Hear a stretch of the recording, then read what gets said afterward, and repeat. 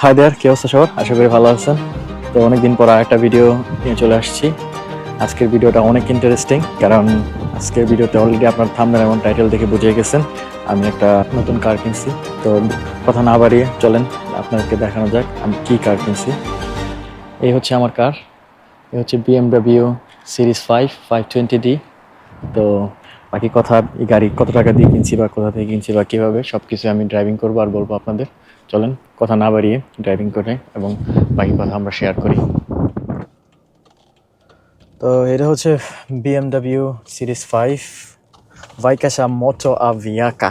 এটা হচ্ছে German language, এটা বলে BMB, not BMW। You can see one girl in Instagram, সে অনেক তর্ক করে, সেটা জার্মান মেয়ে। এটা BMW না, বিএমবি, ভাইকাসা মোটো আভিয়াকা। It's BMW, not BMW, Bayerische Motorenwerke. So এই নামটা আসলে আসে হচ্ছে গিয়ে জার্মান একটা এরিয়া থেকে। সো বিতে হচ্ছে বারবারিয়ান, এটার মিনিং হচ্ছে রিজিয়ন, আর মোটরান হচ্ছে ইঞ্জিন, আর ওয়েকা হচ্ছে ওয়ার্কস ফর ফ্যাক্টরি।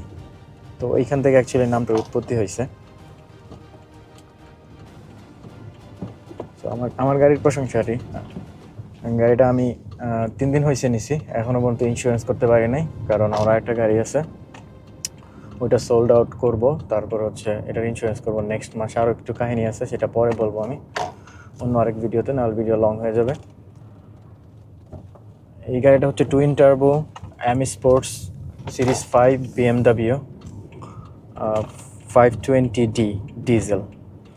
আর এটা আমি নিয়ারলি 7 to 8 গ্র্যান্ড আমার সব কিছু মিলায় পড়ছে এটার প্রাইস।